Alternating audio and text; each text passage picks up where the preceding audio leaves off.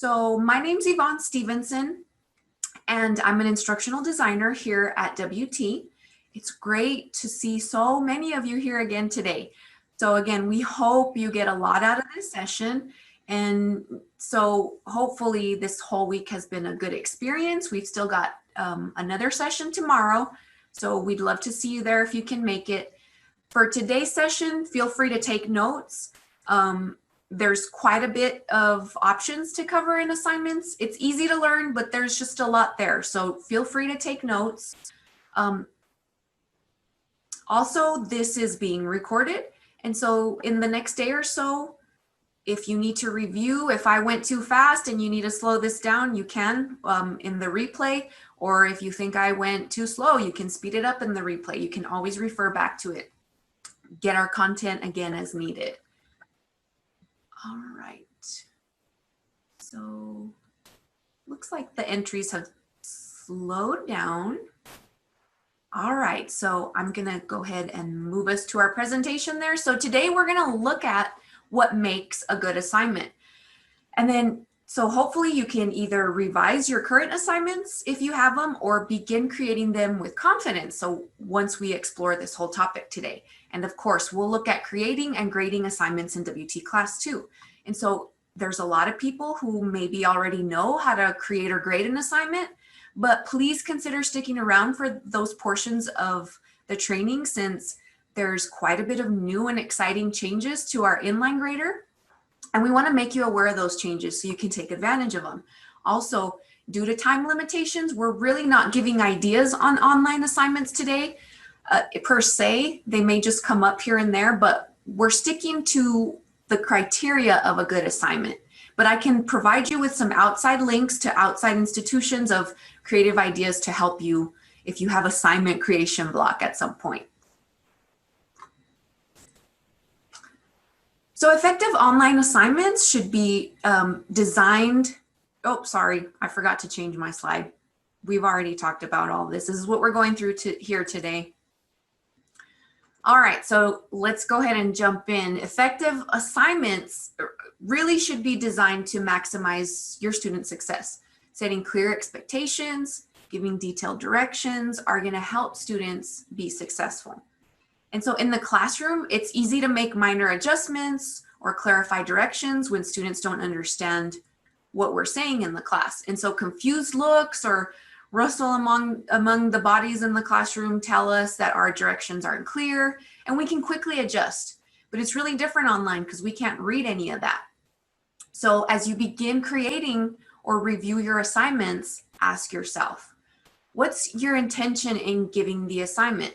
So in other words, before the effectiveness of an assignment can be measured, the assessment must be seen as part of a larger learning scheme of learning goals and objectives. So it should never just be about creating something to grade. And conversely, when you're creating, you want to think in terms of what students are thinking. What students more commonly ask themselves when they get to an assignment is, what are you, the professor, looking for in this assignment? And your answer might be what you hope the student learns or gains from the experience of completing the assignment. So to the extent that you can respond to these questions here as you're creating an assignment, you increase the likelihood that you'll make an effective assignment. And so here's where I'm going to move to Mentimeter. If you came in late, just go to menti.com, or if you have the app downloaded from Tuesday, you can enter in this code here. I'm going to go ahead and copy this code and place it in the chat if you prefer to copy, or you can just type it in. And then I'm also going to place that link. Did that say the voting was closed? No. Okay, good. I just want to make sure it wasn't closed. And there's that URL. So if you want to participate, we would love to hear your thoughts on this. I kind of want to get the feeling in the room.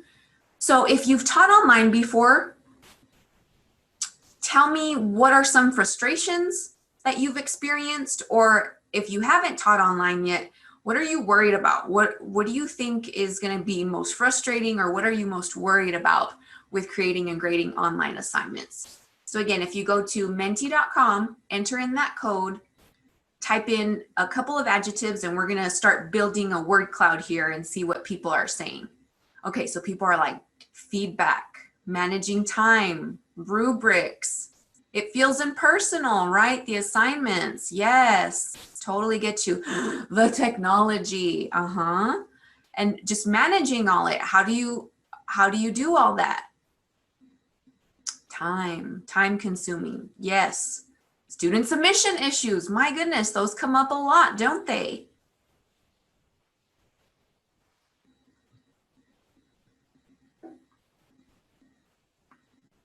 All right, so it looks like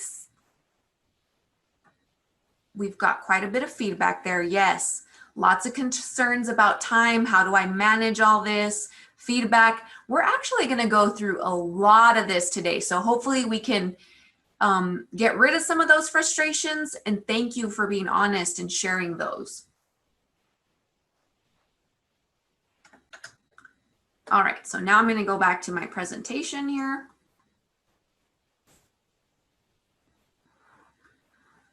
So for now, let's take the student's perspective when designing assignments. So there's 4 parts of online assignments that students typically have questions about. What do you want me to learn? Why do you want me to learn that? What do I need to know to complete the assignment, and how will I be graded? And so what does that translate into for you and when you're creating your assignment? So this means you have to have an overall objective. You have to have a rationale as to why you're giving that assignment. You have to give clear directions and then let them know what the grading criteria is. And so it's not simple to make all of these 4 parts clear. And you already do this if you've taught in a face-to-face course without thinking about it. And you know, mostly the assignment unfolds in class with your direction and student questions. So you don't necessarily have to even have it all fleshed out. You can just have an idea, throw it out there, and then make your requirements as the class goes on. But online, it's really your responsibility to make it clear within WTClass. So sticking to the criteria here will help you create assignments with intention and avoid creating assignments just to have something to grade. So if designed well, an assignment can give students a chance to rehearse or practice or integrate the most important knowledge and skills that they've picked up thus far in the class. So let's go into more detail about what these actually mean and what should go in there. So when students ask, what do you want me to learn? That means you have to have a clear objective. So you're going to start with your course learning goals and objectives and think creatively to devise work that's going to help you meet them. And so in practice, this means that a good assignment generally does 2 things. It's going to reinforce important learning and offers an opportunity for you, the professor, to assess the quality of that learning. And thus carefully consider what students need to do to show that they've achieved the learning goals and objectives in your course, and whether the time that it'll take for the students to complete the assignment successfully is reasonable considering the workload in the course and other courses in the semester. And of course, we don't know everybody else's course workload, but we have to also consider, hey, this is not the only class that they're taking. Yours is not the only class that they're taking. And so if you can connect the assignment to at least one learning goal or objective in your course, that's going to ensure that your assignment, it's not just busy work. And so think about efficiency to some degree as you design your course activities. Since time is finite for both instructors and students, online faculty members need to be thoughtful about how they ask students to spend their time.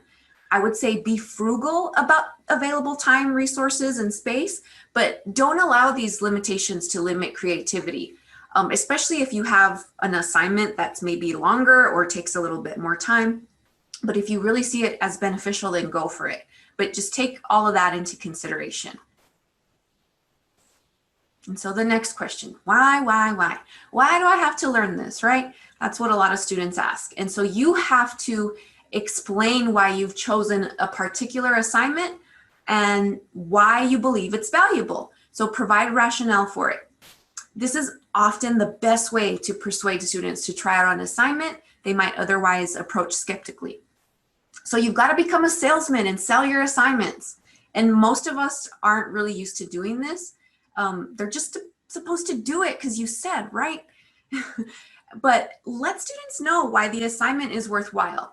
So let me tell you, online students, they get jaded, and I don't blame them, because some of them will start to look as everything in an online course as busy work. And so they tend to do this when the only end result that they see at the end of any assignment is just a number or a letter grade. And so I'll repeat that again, but with an example. So there's two types of students, and I think these are the most frustrating when it comes to grades and grading. So you have the one student that's obsessed with earning every single point possible, and they'll even email you about why didn't I get all the points possible? And then you have the other student on the other extreme that just wants to earn the bare minimum. They're not really engaged or motivated, and you can kind of see it in their work. And so if you want your students to focus less on that numerical grade and focus more on the learning, then sell the benefits of completing the assignment and the benefits of the learning process. So if you can tell them how it helps in the real world or in their desired profession, if you can tell them the gains associated with the assignment, they won't focus so much on the costs. And also, if you can sell it, I bet you'll shock your students into compliance, since no one really sells their assignments. But also, they'll be much more engaged, because most students, whether we believe it or not, most students really want to benefit and learn from the things that they put their time into. So that next question, why do I need to know? What do I need to know to complete the assignment? And this is where you give direction. So research, there's a lot of research out there that shows that students frequently prefer some guiding constraints when completing assignments, and that more detail can lead to more successful student responses. So if students prefer those guiding restraints, give them to them. I know it takes a lot more time to think through directions for assignments and write it all out, but it's so worth it, because this could drastically improve the quality of the submissions you get. So don't be vague. We need to be precise and concise. For example, don't just say, I want a well-organized essay. And that's basically the extent to the detail you give. So that's not as useful as, I want a well-organized paper that has a sharply focused thesis, topic sentences that are clearly connected to the thesis, logical ordering of paragraphs, a conclusion that ends with a clincher, things like that. That's way more descriptive and tells them what a well-organized essay really is. And here's another example, and I've seen this. So let's say your assignment asks students to briefly identify a list of important people, places, and technical terms for an assignment in your course. Students read that, and guess what they're gonna wonder? What's the first thing they wonder? Well, how briefly? How briefly, right? So student nature is really strange, because they'll wonder how briefly, yet very few, if any, will ask for that clarification. And then it's weird, because most students will, instead of being brief, will now be as long-winded as possible, because they may adjust their font or their spacing, and they'll make their response look long, hoping that a lengthier response will translate into more points. So I've seen that happen. And so your phrasing, if it's imprecise, it can have the exact opposite effect. So there you were thinking, I'm going to get brief.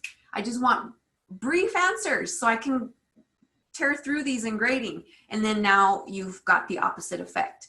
So instead, be specific about what you want, 3 to 5 sentences devoted to each question. Or if you don't want to be so limiting, then you could say something like, no more than 1 substantial paragraph. That's much easier to understand than just briefly identify. So beware of terms such as analyze, critique, evaluate, especially if you're doing papers, because they can mean very different things from one discipline to another, or even from one instructor to another. So always give additional explanation of what exactly those words ask them to do. And so let's talk more about being clear in your directions. I have to say this because I see a lot of this sometimes. So don't be afraid to ask your students to keep your preferences in mind. Don't let your students get away with things that like really bother you.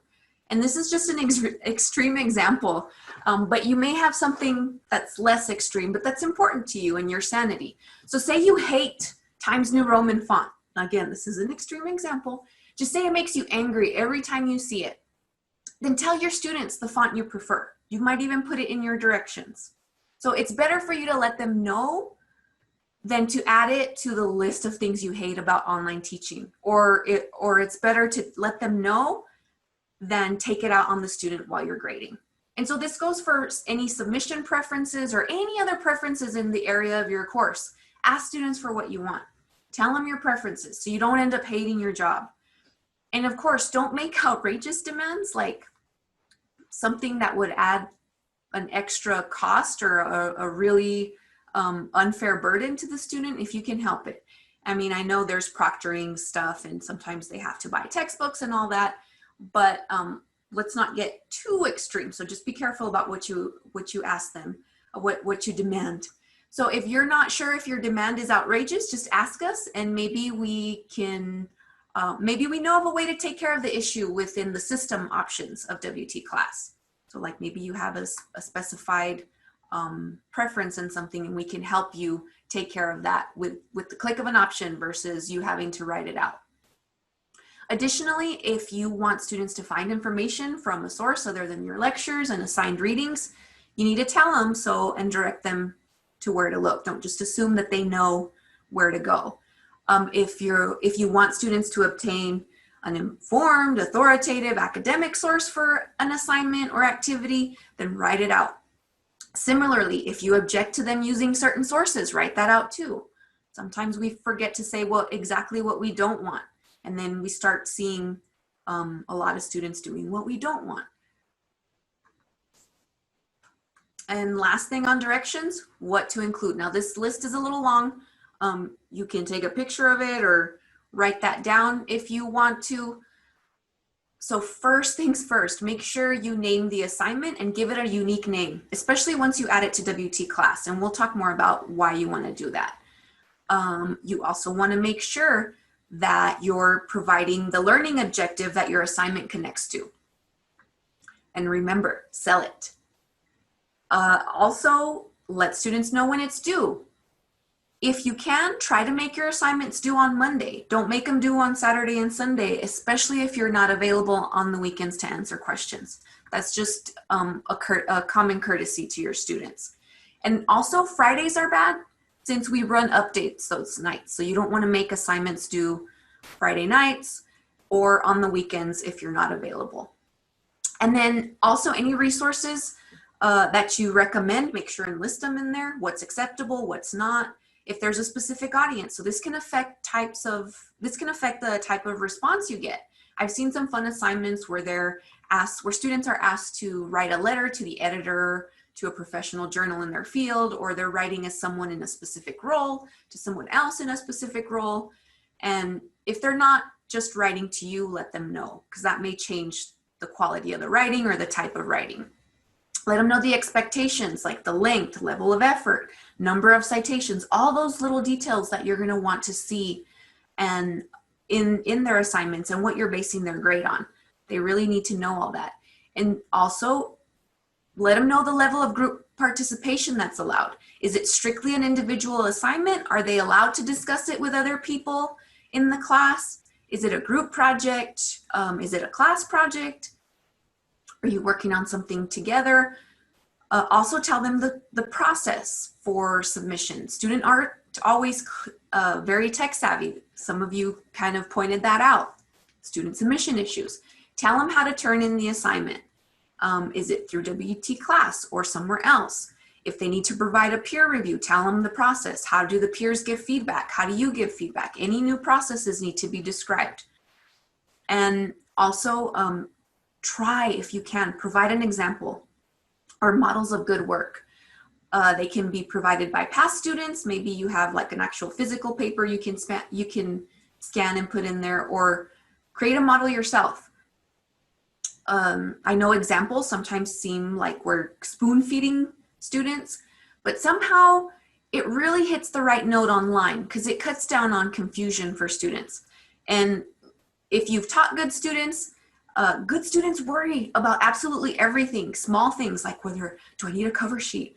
Do I need an abstract prefacing my work?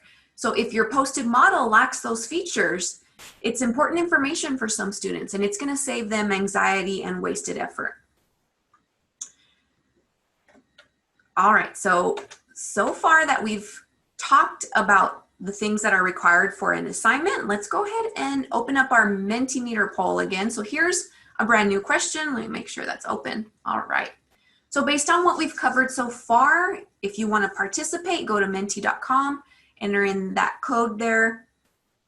So what are some things you've forgotten to add in an online assignment? Or if you're new to online assignments, what are things you had not considered adding to your assignments that I've presented so far today? You can type in a response.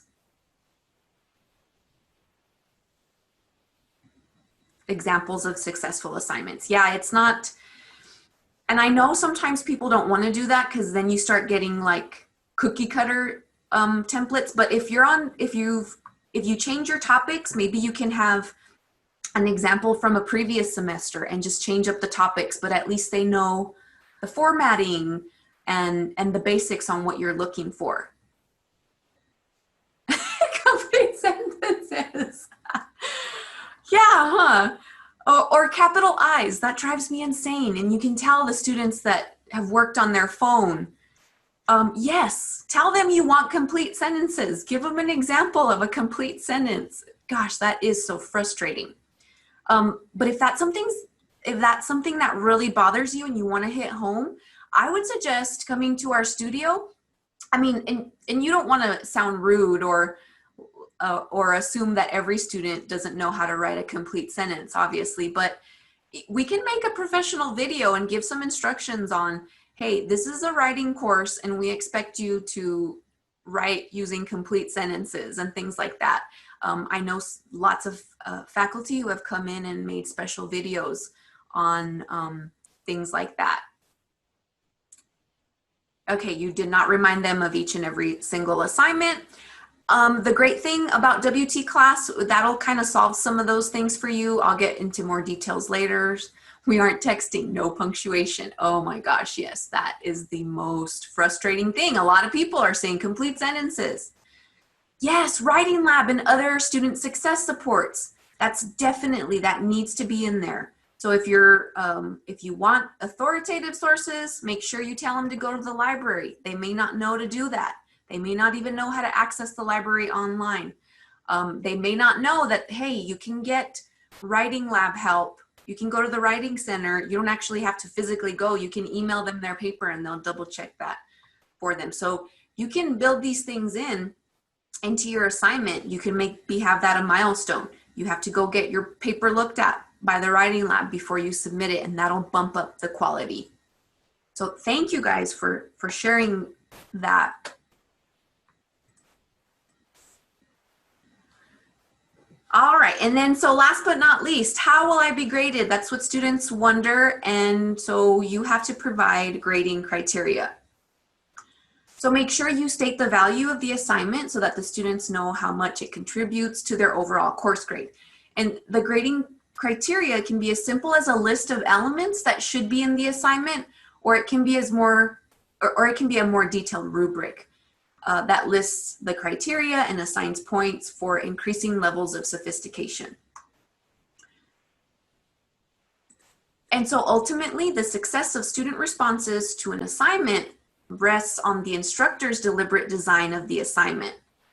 And by being purposeful and thoughtful from the beginning, you can ensure that your assignments will not only serve as an effective assessment method, but it'll also engage and hopefully get your students more focused on the course and get what they need to out of the course. And so just some caution, even the most thorough and well-planned assignment description is likely to elicit some questions. So don't just think, well, I'm gonna write this super detailed assignment because I don't want any more questions and I shouldn't have to revisit this. It's not like that. So it's one thing I would suggest, it's useful to not only invite questions at the start of an assignment, But check in regularly with students. Maybe schedule a Zoom call and solicit questions live, and have those who can't attend email or course message questions that you can read in the Zoom call and then post the video for everyone to see. And then also update and revise.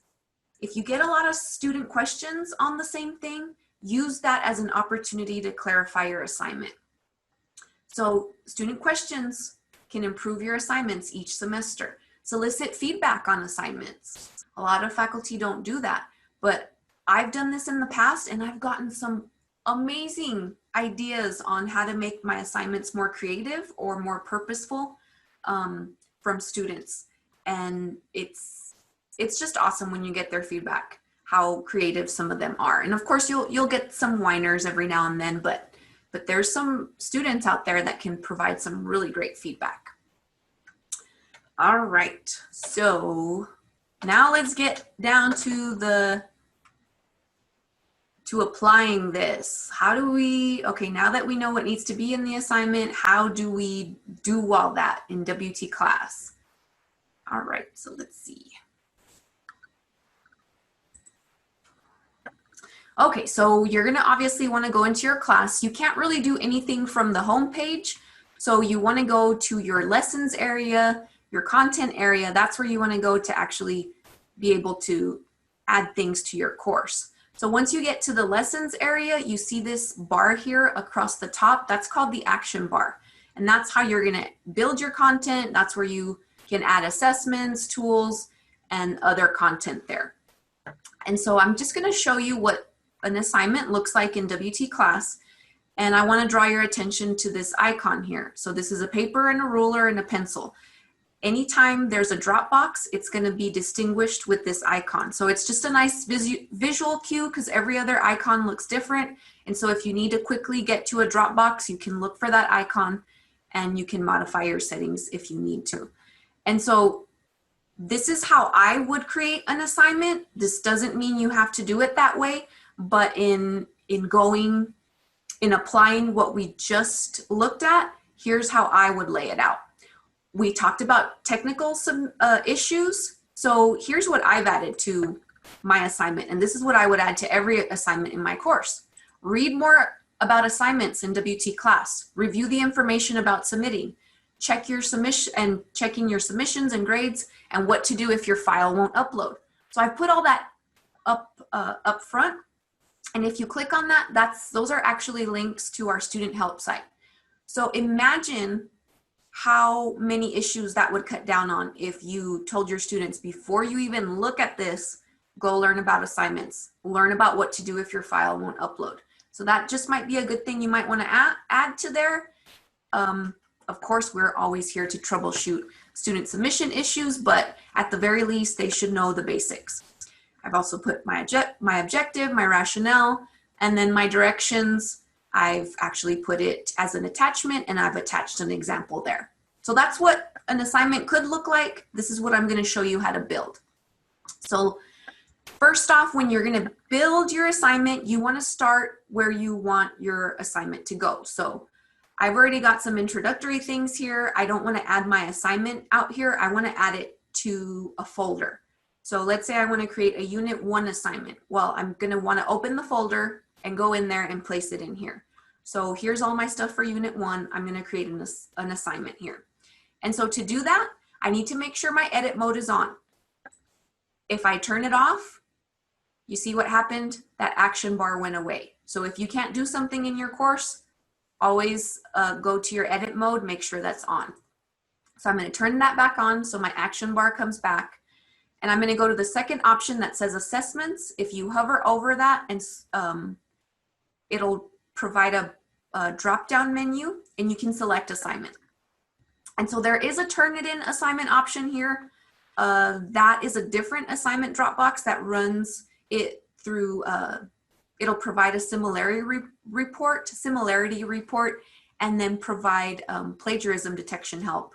But today we're going to focus on the basic assignment Dropbox. And if you're interested in plagiarism tools, there's also one built into the assignment, and we'll talk about that. So again, to build your assignment, go to assessments and select assignment. And so here's where you're going to create all of that. One thing I like to tell everybody about, you probably can't memorize every single function in WTClass, but this cool little question mark up there can turn on the help or turn it off. If your help is off, make sure you turn it on. And what that does is it's going to give you a brief description for all of the options in there. And so if you turn it off, they're not there. So that may help most of you remember, but the assignments is pretty easy. So first off, you want to start off with a good title. It should be descriptive and unique.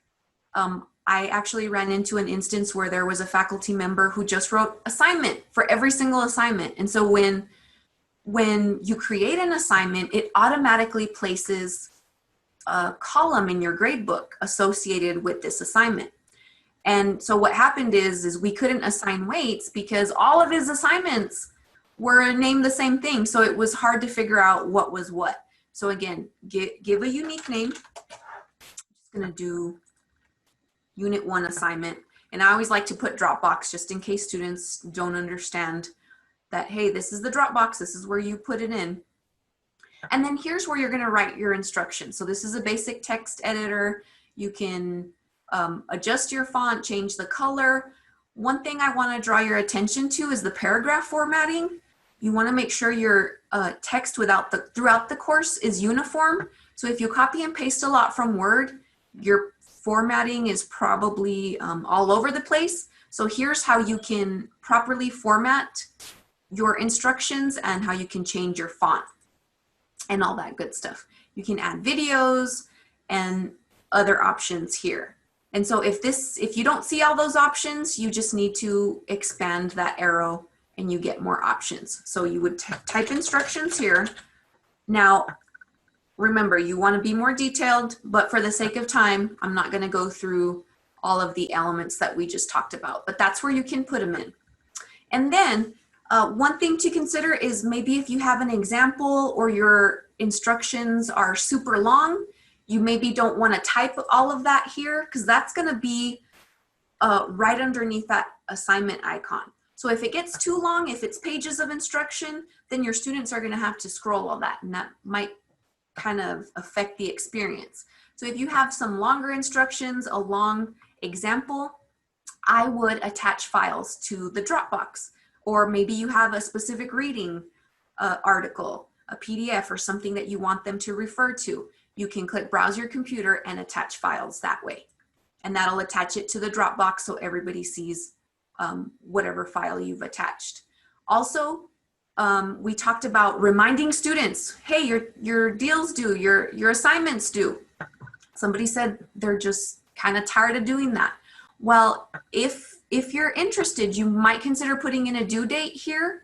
And the way you do that is you click on that box and it'll put today's date and time. And then you can click on the calendar wizard and adjust when this is due. And just a quick tip on times. If you want to give them till the end of the day, scroll all the way down and get to end of day. So this is going to be due 11:59:59. And so the reason you may want to put a due date, I know a lot of faculty are like, no way, I'm not putting in a due date because then I have to change those every single semester. But it's nice because when you put that in there, if students have the Blackboard app or they're using the calendar tool in the course, it's going to put that on the calendar for them and give them a reminder, especially if they have the app. It won't give them a reminder on the desktop, but in the app, they'll get like a little notification, and students love that. It keeps them on top of the due dates themselves. But, you know, it's always good to give a reminder or at least send out an automatic announcement email at the start of each week to remind students what to do. And then next, you want to make sure and put the points possible. How many points can they earn for the assignment? And so if you're doing a weighted gradebook, I highly recommend that you always put in 100 points possible. If you don't, if you go with 80 or 25 points or 10 points, it starts to affect the calculation. And sometimes for some students, it'll bump their grade up, and for others, it'll lower it. So if you can at all avoid it, please make your points possible 100. If you're doing a points gradebook, then it doesn't matter. You can make things worth 5 or 10 points. Hopefully they're even. Don't do like 0.05 because again, that starts to mess with the calculation a lot. And then you can add a rubric. So we've had some people talking about rubrics. You may want to put the time to create a rubric. I think it makes grading a lot easier, and I'll show you in just a second on how all that works. But you can create a rubric from here, or you can select one. I'm just going to go ahead and select one that I've got here just so you can see. We don't have time to really go over this, but if you're interested in creating a rubric, I would be more than happy to show you how to go over that. And then so right now it defaults to not show students, but I do want them to see it, so I'm going to select yes. And then the next section is submission details. Now, typically you want to leave the defaults here, but let me go through these really quickly. So you can do an individual submission where everybody has to submit, or there is an option to create group submissions. Group submissions, that's a whole nother different option, but if you're interested and you want to use this function, I think it's pretty neat. It takes a bit to learn, some time. You'll have to put some time into learning it, and then also put time in to describing the process to your students. But I think it's worth it if you're going to do group submission. So we can always help with that if you want more information.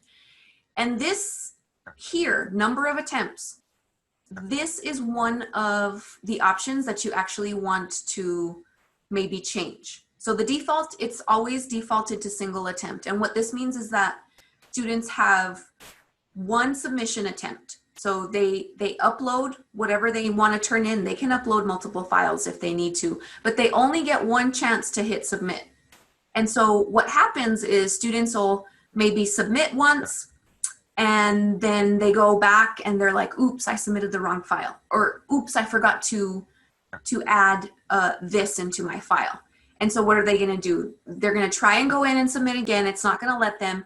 And then they're like, oh my gosh, professor, please, I need to submit this. I gave you the wrong one, or whatever they end up letting you know. And then you're like, well, what do I do?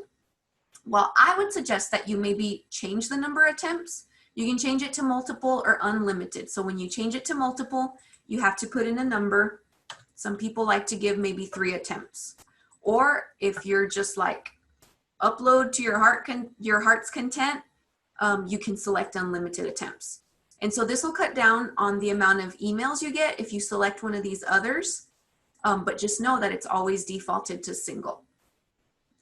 And if we do multiple attempts, let's say you decide to give 3 attempts, then you have to tell Blackboard, okay, what do you want to do with all these attempts? Do you want to keep the attempt that you last graded? Do you want the highest grade to be kept? Are you going to grade all those attempts? Or do you want an average of all of the graded attempts? So if you allow more than 1 attempt, just know that they're all going to be in your needs grading. So I would suggest keep the last graded attempt unless you're doing like some averaging, or maybe you're allowing them to submit. Then you might want to resubmit, like to correct and earn a higher grade. Then you might want to keep highest grade. I don't know why you'd want to select lowest grade, but it's there if you want to. But I normally just do last graded attempt. And then here's those plagiarism tools we were talking about. So you can check this box here to run things through Safe Assign. And so Safe Assign is going to compare the student submission with other submissions that have been made to Blackboard and other database and websites there. And so it's up to you here, this next box. Do you want to allow students to see their Safe Assign originality report? It'll run a report, and either you make it visible to yourself, or do you want your students to see it? I would say you probably want your students to be able to see that. And then this last option, you most likely don't need to check that, and it's unchecked, but here's why you would want to use this. So it says exclude submissions from the institutional and global references database. So let's say you're having students work on a draft and they're supposed to submit a draft to you. Well, you don't want to include that submission in the database, because then when they turn in their final, it's going to flag their final as 100% plagiarized, because it's going to compare it to their draft. So if they're submitting a draft, make sure you check exclude the submissions from the database. I would say if students are submitting final papers, make sure that it is included in the database. That way they don't try and recycle their paper for another class or decide to give it to a friend. So final drafts, I would say include them in the database. Don't do it for drafts. All right, so also, by the way, you can just collapse these if they're taking too much of your page. And then let's look at the grading options. You can actually grade without looking at student names, just so you're not biased. And then you can also enable delegated grading, which means if you have a TA or two, you can split up the grading between them. We'll talk more about anonymous grading. If you need help with delegated grading, let us know. And then we've got the display of grades. So you can display the grade however you see fit, score, maybe a text letter or percentage, or if you just want to mark it complete and complete. And then your secondary display, you can also put maybe if your first one score and it's 25 points and the student earned 20 points, well, your secondary display, you might want to set it to percentage so you know what that means out of 100%. But just know that the secondary display is only available to you in your grade center. Students can't see that secondary one.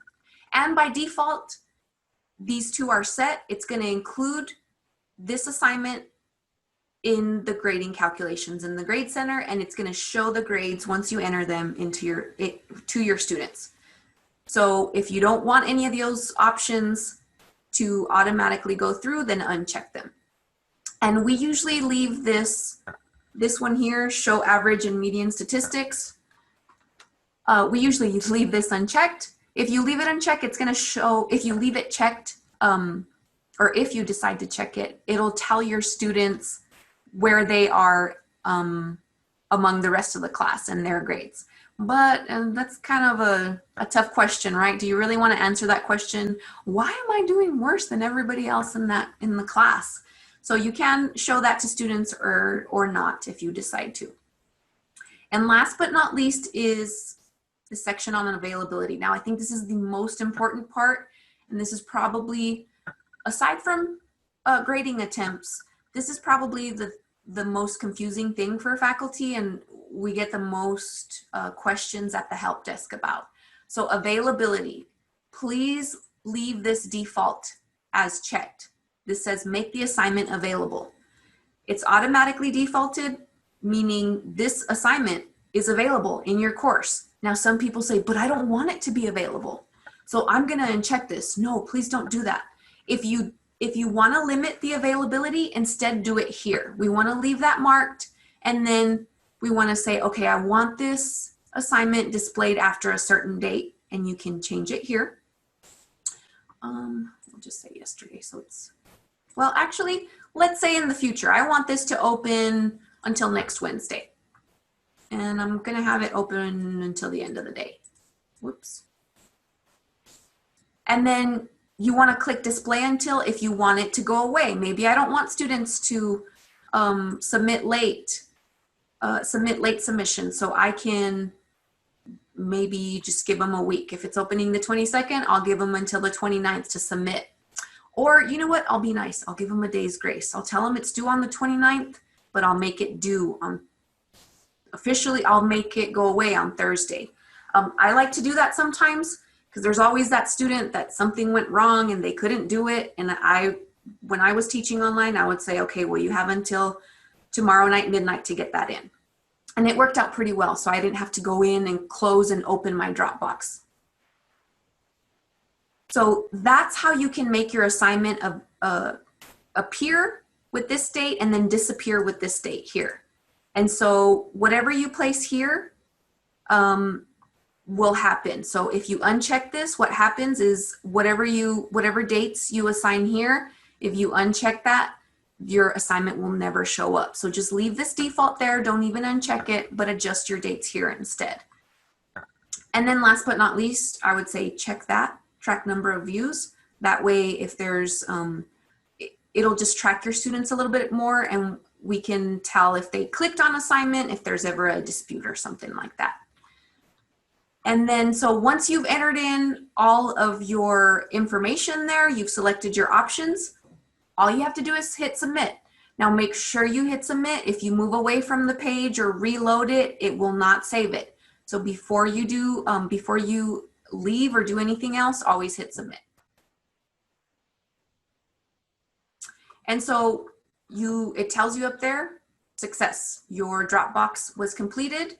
And just remember that it always adds the Dropbox to the end of the section in the course. So if you can't find it, scroll all the way down, and you can always hover over the assignment on the edge there until you see that purple ribbon. And if you put your cursor over that and you hold it down, you can actually drag your assignment up. So I'm going to drag that up there. And remember, we said we want it to be available after the 22nd at this certain time. So it tells you it's hidden from students and it's grayed out. And let's say if I wanted to change this, I could click this drop-down menu, select edit. Maybe I made a mistake on my dates, or I forgot to, or I'm going to change my due date. I can change my due date there and then change my dates there. So there's a lot of confusion on how to change dates. Basically, you just click edit. Some people select some of these other options and it's like, you probably don't want to touch those other options, just stick with edit. And that's how you can edit that.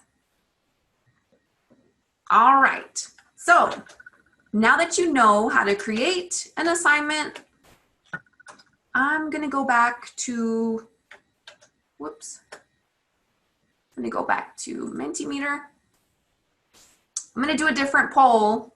So sorry, you're gonna have to enter in a new code, but I wanna hear your thoughts on those attempts within WTClass. So now that you know how to create an assignment, I wanna know how many submission attempts are you gonna allow your students on most assignments? I know it might be different for certain ones, but what do you think you're gonna go with?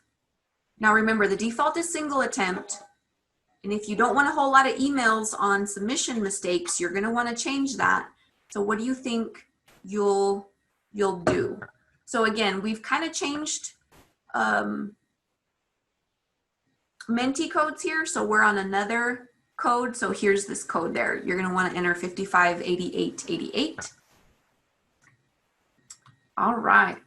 Okay, no one's leaving their attempts at single, right? Minimize the emails. Let students correct their own mistakes, right? Okay, great. Somebody says, okay, most people are saying we're gonna leave unlimited attempts. So for those of you that selected unlimited attempts, then make sure that you do last graded. If you do unlimited attempts and somebody submits 20, 30 times, then all of those attempts are gonna be in your needs grading. So I would say leave it on the last attempted one.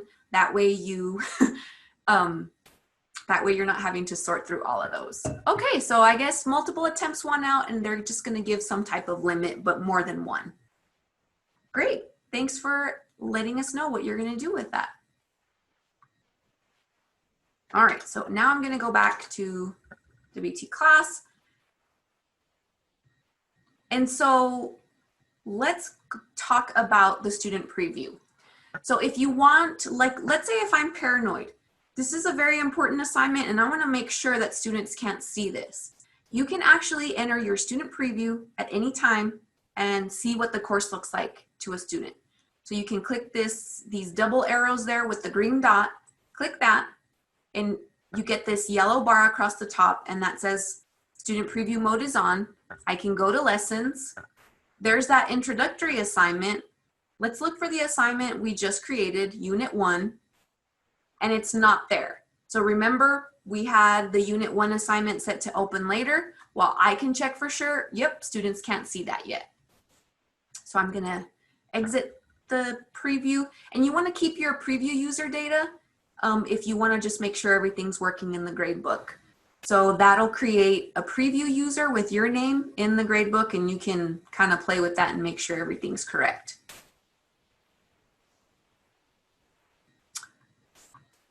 Oh, actually, sorry, I want to stay in student preview mode. So let's kind of look at this from the student perspective so you know what they're kind of going through. So let's say I'm a student and I need to submit an assignment. Here's this introductory assignment and I have to submit that. It's due soon. Hopefully I've read all the instructions. Now, when they click on the assignment, that automatically doesn't, oh, I've already submitted. Let me go back. Sorry, I messed up my demo. I actually need a Dropbox that nobody submitted into yet. So I'm gonna go and open my Unit 1 assignment. It's currently closed, but I'm gonna edit it to open it now. This kind of shows you what you have to do if you have to open up your assignment sooner. So, we're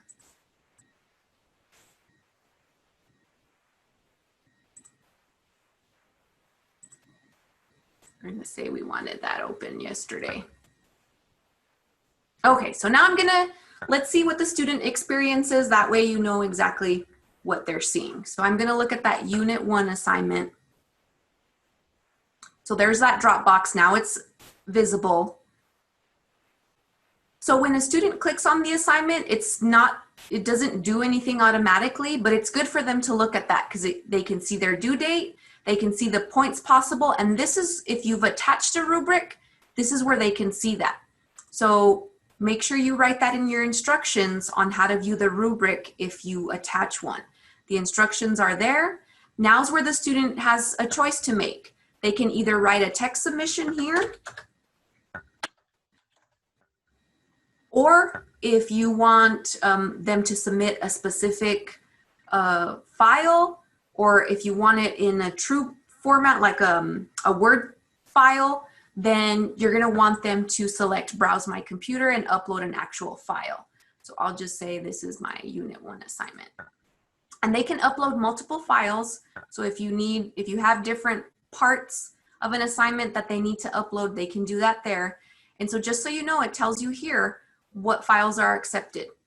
And you might want to tell students to stick with the doc or docx because every student has access to the Microsoft suite. So there should really be no excuse. Just know that if you submit from a Mac, it's not going to do what's the Mac version? Gosh, now I can't think about it. Now I can't think of it. Well, just know that the Word version for Apple, Pages, there we go. Those files are not accepted. So please tell them to use Microsoft. It's better to do docx because everybody has access to that. There's really no excuse. They can't say, well, I don't have that software. Yeah, you do. You paid for it with your tuition. So take advantage of it. So that's how students can attach their assignment. They can leave you a comment here.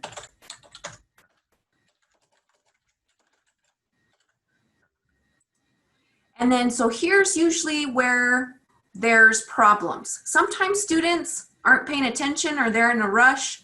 They'll accidentally hit Save Draft. And you can't see a draft as an instructor. It'll just show you a blue progress wheel if it does that for assignments.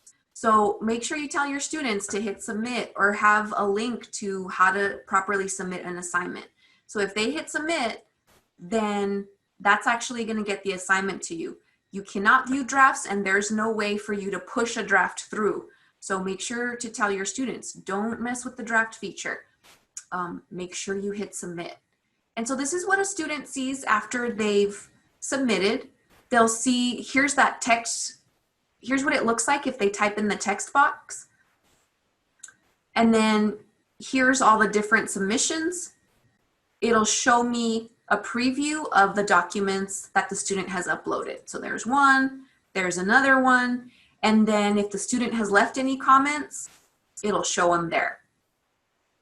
And so this is what a student can see. They can see when they submitted, and they can even access the rubric from here and make sure, okay, I've got all this, I'm ready to go. And then if you've selected Safe Assign, it tells them that the report is in progress. And just a quick tip on Safe Assign, you wanna make sure that you're only using Safe Assign for unique essays. Don't use it for like a worksheet or short answers that everybody's, maybe it's a short answer like explaining a common process in your field. Because what'll happen is it'll start flagging, because people are going to use, there's only so many terms you can use to explain a process, especially if it's in a textbook or an article. If it's not for a unique essay and you use it for a worksheet, or they're going to be using common terms, it's going to start flagging all of those as 100% because it's good. People are going to be using the same words essentially. So that's what a student sees, and it takes a few hours. I know with a lot of people online, it's taken up to 24 hours for that report to run at times. And so just let your students know that it'll take some time. And so if they needed to, I've set this up for 3 attempts. If they needed to, students could come back to the assignment, click Start New, and then do another submission. And so since we're in the student preview, I'm going to show you what grades look like to a student. If they click My Grades, they'll get a list of all of the assignments in the course. And then when you've assigned a grade, it'll show it here. So somebody already graded my professor graded my introductory assignment here. And so I got an 85. And if I click on that bubble there, these are the comments my instructor left. They actually left me an audio comment, so I could listen to that. And then it tells me, please listen to the attached comments and see the rubric for more details. And so here it says view rubric. This is how students can view their rubric. So we have instructions on how they can get to all that, because I would hate for you to take the time to do a rubric and then nobody looks at it. So there are instructions on how to get to that. But if a student needs to view their submission or double check, or they want to get more details, they can click on that. It doesn't look like a link, but the title in blue. And oh, look, here's some more feedback. I've got some comments in the paper. I've got some markups. You can put comments inside the paper or comments outside of the paper. You can highlight different things. So this is what it looks like on the student's end. They can download their submission and they can play those audio comments from here as well. So I know what you're thinking. How do I do all that? Well, that's what we're going to look at next. So I'm going to go ahead and exit the student preview, but I'm going to keep my preview user data for that sample submission we made, because now I'm going to go back and grade that. So one thing to remember when you're grading your assignments, don't go to the lessons area. Think of this as the classroom. This is what is for the students. Think of this as your face-to-face classroom. And this over here, think of this as your office. This is where you manage your course. This is where you're going to come up with everything to do in the class. So when you're ready to grade, you want to go to your course management panel or your control panel, and you want to go to Grade Center. And if you click on this arrow here, that'll expand the Grade Center, and you can quickly go to needs grading. Anything that's been submitted will end up in the needs grading queue. And so right away here, if I had discussion boards, assignments, things like that, I could sort things by category or item or specific user or date submitted, and I can search for assignments. And so that's how you could filter these. And these get pretty long, so you might want to use the filter to sort everything. Here's another thing. If you put in a due date, it tells you when an assignment was turned in late. So I like to put that feature in there, put in a due date, because it'll tell you if a student submits after the due date. And then you can decide if you want to take off points or just ignore that it was late. Maybe like me, since I've given 1 day of grace before, I typically ignore those, but I kind of just remember, and if there's a pattern, then I know I need to address that. But let's say I'm ready to grade. So if you're like me, I don't want to change gears. I don't want to grade Unit 1 assignment and then grade an introductory assignment, because those are 2 different things I'm looking for, different criteria. So if you want to grade all of one type of assignment, you can grade all 2 users by selecting the drop-down menu on the item. Or if you want to just select this specific assignment for this specific user, you can click on the user. I'm going to go ahead and grade Unit 1 assignment Dropbox. This is the one I just made that submission to. So I'm going to select grade all one users.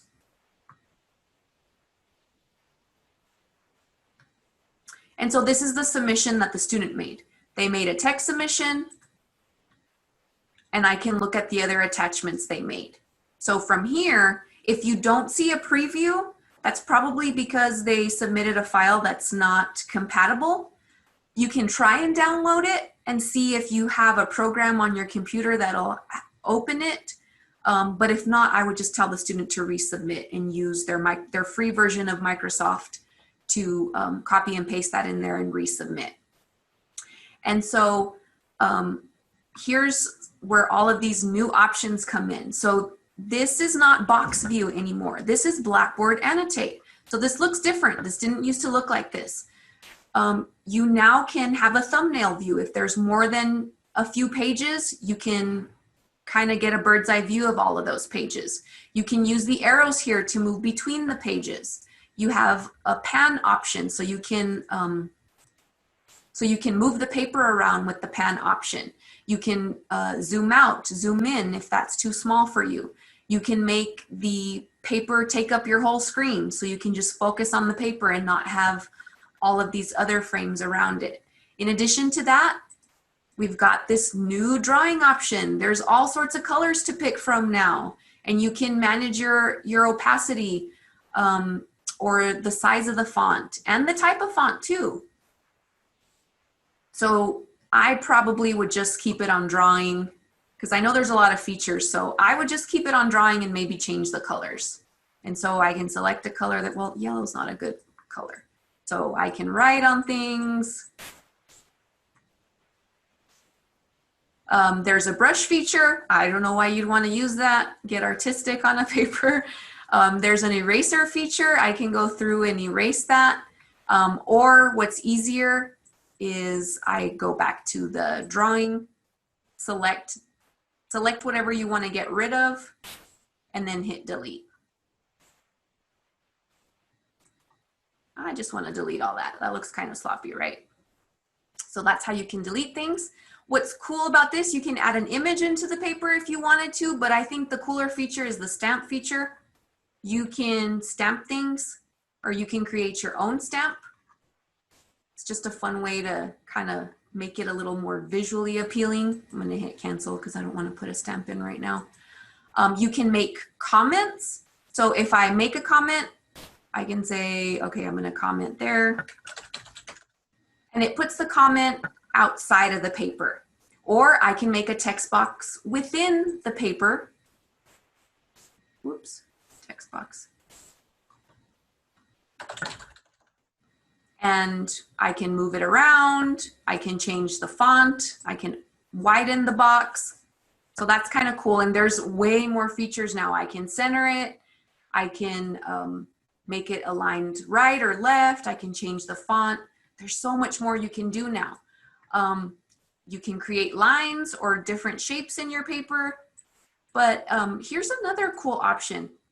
You can actually print all these once you make your comments, or students can also print them and download them. So once you make your comments, I've seen where students, sometimes they'll write a paper in one course and then they expand on that paper in another course, and then they forget the final comments on that final draft.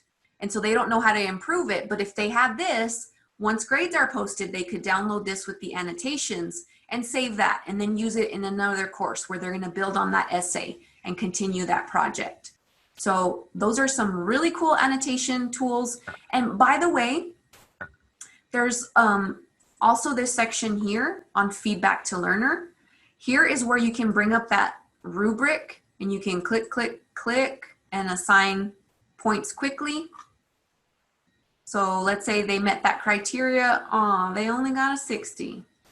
Hit save, and then now it enters in that grade, or I can manually enter in a grade. I can look at the safe assign report there. I can give them feedback. I would say, please look at paper for comments.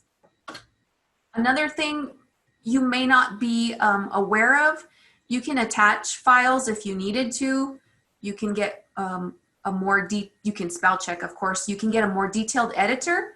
And if you click this A here, I want to draw everybody's attention to the A here. People forget this is here. Click that A. And this is where you can actually leave recorded feedback. You can just do audio or video for your students. And so you can just go through all the prompts. It's going to ask permission from your microphone and your video, your camera. And so you can leave students up to a 5-minute feedback video. And so I know that's not possible for large classes, but if there's something you really need to address, or maybe there's some sensitive topics and you don't want to get the feeling lost in text, then you might want to use that. And then so you would hit submit if you were going to do that. And then students would have an audio or video comment there as well. So again, if you want to get to that video audio comment, you have to click this little blue bar there to expand, and that's how you get to the video audio comments. And again, you can download everything here. You can see the comments from the student, and that's your grade view. So hopefully this makes sense and it eases your anxieties about grading things. Now, don't forget to hit submit. Anything you do in WTClass, always hit submit to save those changes. And then now we see that my Unit 1 assignment is out of my needs grading queue. So now I'm only left with my other assignments that need grading. And so one more thing about the grading center. If you want to go to the full grade center, you can expand the menu and click full grade, or you can take the shortcut, just click that arrow there and go straight to the full grade center. Save a click. And so once you're in the full grade center, I want to draw your attention to the icon legend here. Sometimes you'll see weird things in your grade book and you're like, what does all this mean? Well, if you see an exclamation point with a yellow circle, that means it needs grading. So I've got 2 assignments here, and we saw these in my needs grading queue. That means these assignments need to be graded, or there's a new attempt that needs to be graded. There's already a grade here, but somebody else submitted again. So I might want to pay attention to that. There's another one here that's showing an attempt in progress. Now this is a big one. That means the student probably isn't done, or they submitted a draft. You might want to get in touch with them and say, hey, you need to make sure and hit submit on that assignment, because I'm not going to be able to see it and you'll get a 0. So just know that your icon legend is there, and that'll tell you what all that means. And so you don't only grade from needs grading, or sometimes things go wrong and you forget to turn grading on, like for a discussion board or an assignment. Maybe you accidentally take something out of the needs grading queue and you miss it, or sometimes things don't make it into the needs grading queue. So one way you can grade within the gradebook is to click this drop-down arrow and click grade attempts. So this will bring up every single attempt, whether it's graded or not, that every student has submitted. So here's the test student. And if I click this arrow, I can move to the next student. It's taking a while, sorry.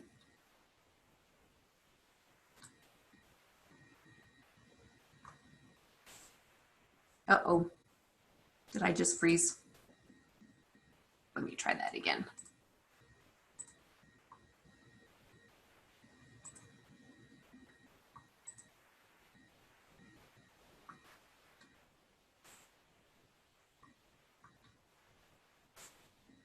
Well, I can select my assignment and then select what user I want to move to here. So here's 4 users that have submitted, and I can go to these. I don't know why my little arrow's not working right now, because it says I'm viewing 6. Oh, duh, I'm on the last page. I'm viewing 6 of 6, so I need to go back, not forward. Okay, so there's all my submissions.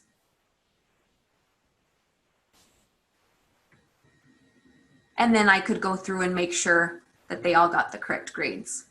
So I'm going to go back to the full grade center and show you a couple more things in there.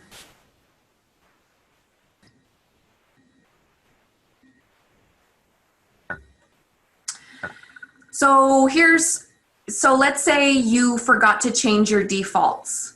Maybe a student only had one attempt and then they email you, Professor, I put the wrong assignment in there. Can I please submit? And so what do you do then?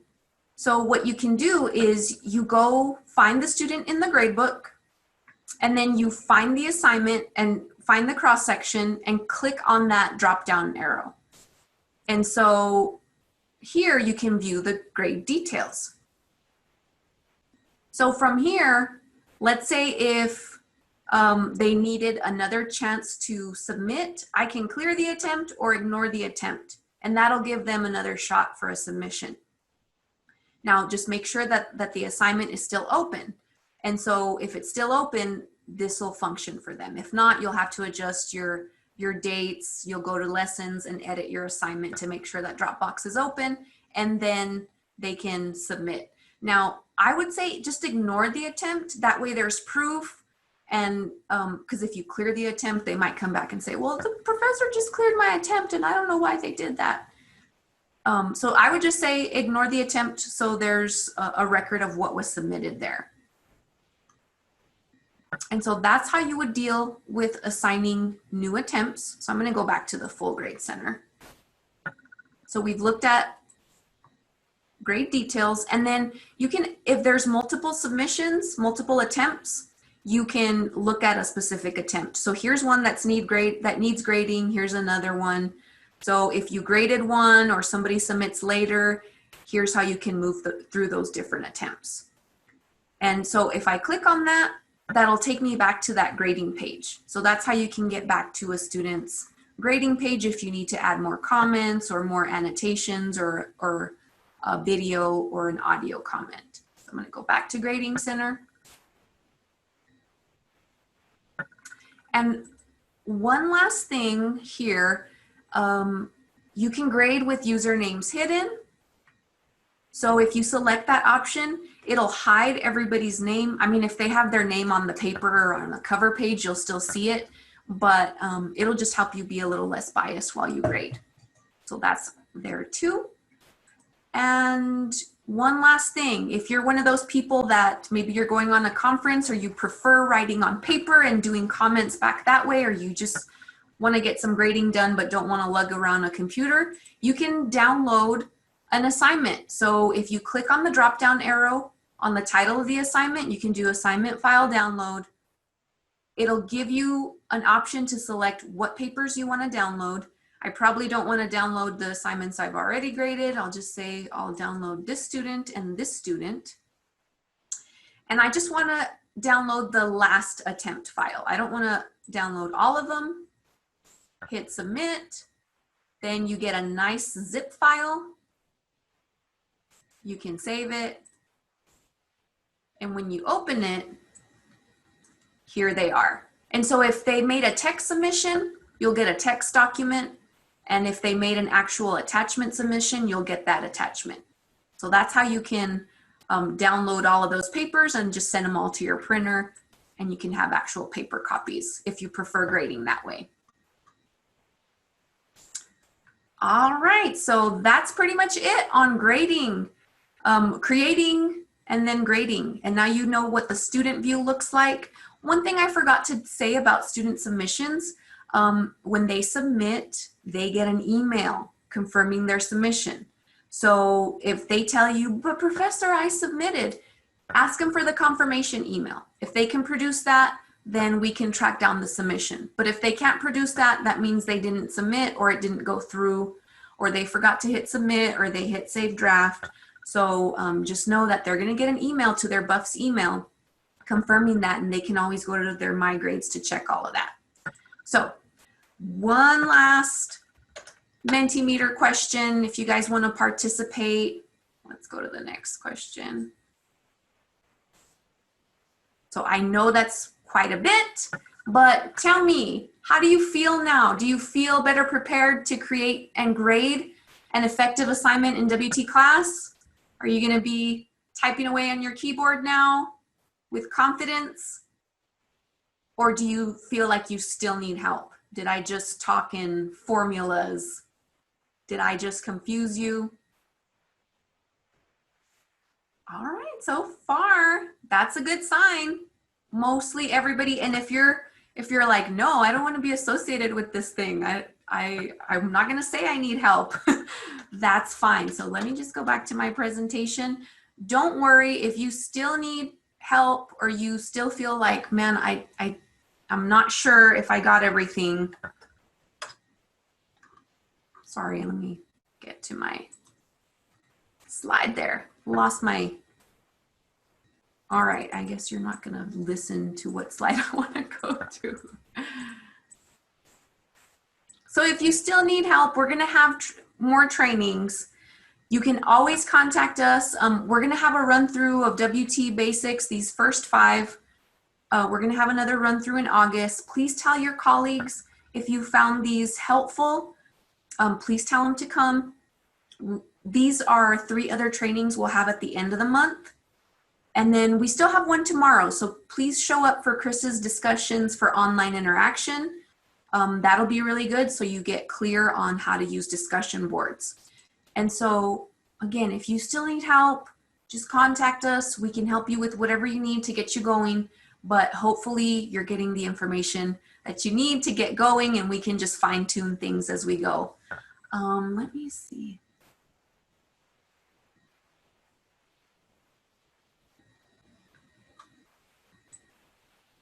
All right, sorry, I haven't been good about monitoring the chat. Thank you, everyone, for asking your questions there.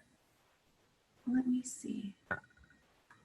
Thanks, Krista, for grabbing all those. I had no idea all this was happening. Does anybody have any questions? You can unmute yourself and come on and ask if you have a question. Also, I told you guys I would share some links of online assignment ideas. Now, these aren't our links. They're outside institution links. And I can't guarantee that we have all the tools that they may be talking about, but I'm providing those links more just for ideas on assignment types. And if you like something on there, and if we don't have the tool, or you're like, I want to recreate this, how would I do this with the tools we have here at WT? Just let us know and we can help you with that. You're very welcome, Raylene.